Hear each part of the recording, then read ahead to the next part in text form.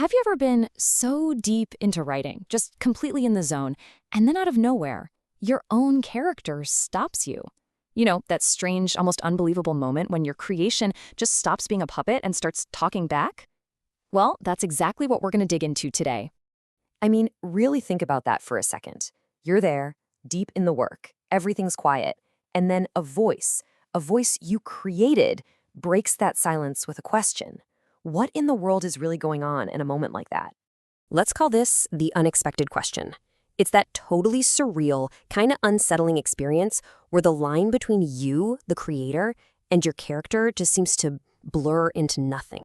Now, if this has ever happened to you, trust me, you are not alone. For a lot of writers, this is actually a well-known, if pretty jarring part of the whole creative process. It feels like your character is suddenly alive, looking right at you and questioning your choices. You know, asking things like, are you sure that's what I would do? Or wait, why am I even here? And this whole thing kicks off a really fascinating emotional ride. At first, it's just pure shock, total bewilderment. But if it keeps happening, that feeling starts to change into something way deeper and honestly more uncomfortable, a real sense of shame. But why shame? Where does that even come from? And that brings us right to the heart of it. Why does that question from your character feel shameful? Well, that feeling isn't just some random guilt. It's a critical signal. It's like a warning light on your creative dashboard telling you that something is fundamentally off with your preparation. And here it is, the big insight. A character's question isn't some magical sign that they're coming to life. Nope. It's actually clear-cut proof that the writer, that you haven't done your homework. It's a massive wake-up call. So you see how this completely reframes the whole experience, right? It's not a mystical event, it's a technical one. The character isn't alive, they're just underdeveloped. They're asking you questions because their architect, that's you, hasn't given them a solid enough blueprint to really exist in. Think about it like this. It's all about trust. When a character is truly, deeply understood and you've built them consistently, they trust you to tell their story. They just move with purpose. A question from them? That's the very first crack in that foundation. It's a sign that they no longer believe in the path you've laid out. Okay, so how do we fix this? How do we rebuild that trust and quiet those questions? Well, the answer isn't some quick hack. It's a serious commitment to what the source material calls endless persistence. This is the hard work that earns back your character's trust. And this is absolutely crucial. Character development is not a checklist you fill out before you type fade in. It's a relentless, ongoing investigation.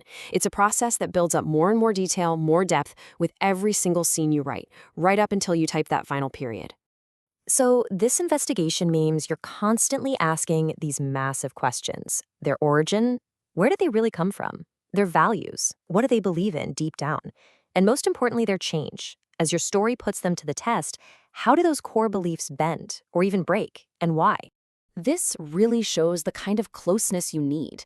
You're not just an observer anymore. You literally become their shadow. You're there for those quiet, unguarded moments. You know, how they drink their coffee, what they mutter under their breath when they think no one's listening. You have to know them better than anyone else in the world. Now, when you really commit to this level of persistent work, something amazing happens. The entire dynamic between you and your character just completely transforms. And that's when the real story can finally begin. Just look at this shift. You go from being this authority figure who's getting questioned all the time to becoming a trusted confidant. Your character no longer doubts the path you're on. Instead, they start revealing their deepest, most hidden thoughts to you. Your job completely changes. You stop dictating their actions and you start just listening. You become the one person in the universe who understands their private struggles, their hidden fears, their secret hopes. You're no longer just writing about them, you're writing with them. And this is the ultimate payoff. Because you've listened so incredibly closely, you can now predict with total certainty how they'll act in any situation. Their behavior feels authentic because it is authentic. And the best part? The story stops feeling like a struggle. It starts to feel like it's writing itself, just flowing naturally from the undeniable truth of who your character is. So the next time your character speaks to you, remember this. It's not an interruption, it's an invitation. It's an invitation to go deeper, to listen closer, and to finally earn their trust.